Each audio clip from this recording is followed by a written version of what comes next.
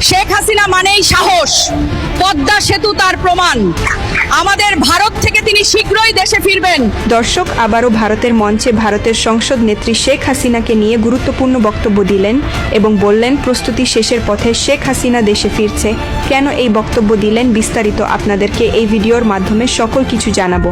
শেখ হাসিনার দেশে ফেরা নিয়ে এবার প্রস্তুতি সম্পূর্ণভাবে সম্পন্ন হয়েছে এবং জানা যাচ্ছে যে তিনি ঢাকার অবস্থিত শাহজালাল বিমানবন্দরে নামছেন না, তিনি তেজগাঁও বিমানবন্দরে নামতে পারেন। এবং এই পুরো পরিকল্পনার প্রস্তুতি এবার নিয়ে নিলেন বাংলাদেশের সেনাপ্রধান জেনারেল ওয়াকারুজ্জামান, যিনি এখন বাংলাদেশের একজন জল্পনার এবং কঠোর ব্যক্তিত্ব হিসেবেই পরিচিত। সূত্র বলছে হাসিনার ঢাকা বিমানবন্দরে নামবেন না, তিনি সেনাপ্রধান ওয়াকারুজ্জামানের পথ অবলম্বন করে তেজগাঁও বিমানবন্দরে নামবেন। আর এই তেজগাঁও বিমানবন্দরটি সাধারণ মানুষের জন্য নয়, এখন সম্পূর্ণটাই সামরিক বাহিনীর সদস্যদের একটি বিমান ঘাঁটি, যার ফলে সম্পূর্ণরূপে সেনাপ্রধান জেনারেল ওয়াকারুজ্জামান এই বিষয়ে সাহায্য করবেন। এখন সাধারণ জনগণও বলছে আওয়ামী লীগ ছাড়া দেশ চালানো সম্ভব না। ইউনূস সরকার আসার পর ঘরে বাইরে নিরাপত্তা কেমন পাচ্ছেন? নিরাপত্তা কই? ইউনূস সরকারের লোকজন লুটপাট চাঁদাবাজি করে, মেয়েদের রাস্তায় বের হইতে ভয় লাগে। হাসিনার সময় এমন ছিল না। তাই তো আওয়ামী লীগ সরকারকে নির্বাচনে অংশগ্রহণ থেকে শুরু করে শেখ হাসিনাকে দেশে ফেরানো সবটা নিয়ে তৎপরতা শুরু হচ্ছে সেনাবাহিনীর মধ্যে। সম্প্রতি কোনো রাতঘাত না রেখেই সরাসরি দেশে ফেরার বার্তা দিয়েছেন স্বয়ং বাংলাদেশের প্রাক্তন প্রধানমন্ত্রী শেখ হাসিনা।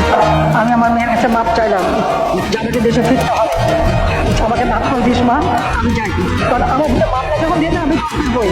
আওয়ামী লীগ কর্মীদের উদ্দেশ্যেও দলকে উজ্জীবিত করতেই এই কথা বলেছিলেন তিনি। আর এবার শেখ হাসিনাকে দেশে ফেরাতে তৎপর সেনাবাহিনী ও সেনাপ্রধান তার প্রতিটি বক্তব্যের মধ্যে বুঝিয়ে দিয়েছেন তিনি বাংলাদেশের পরিস্থিতি স্থিতিশীল করতে এবং নির্বাচনে আওয়ামী লীগকে পুনরায় ফিরিয়ে আনতে এবং ক্ষমতা বুঝিয়ে দিতে এবার পরিকল্পনা সম্পূর্ণ করবেন সেনাপ্রধান ওয়াকারুজ্জামান।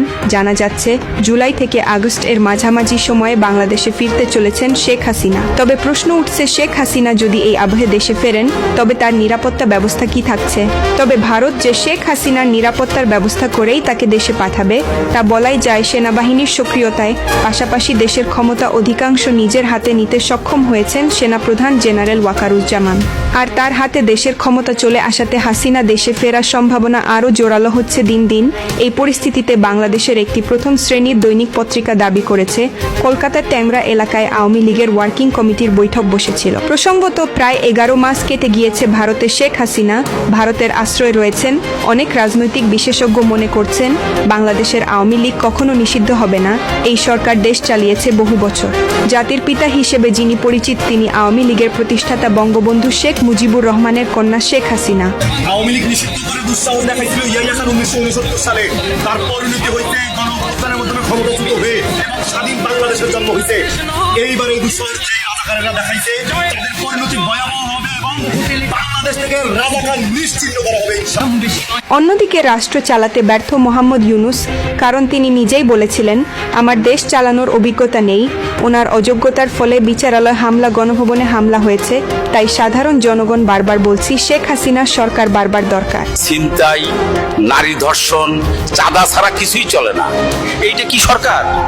হাসিনার সময় শান্তিতে ছিলাম। তো দর্শক, আজকের এই ভিডিওটি বেশি বেশি শেয়ার করে সকলকে দেখার সুযোগ করে দিবেন।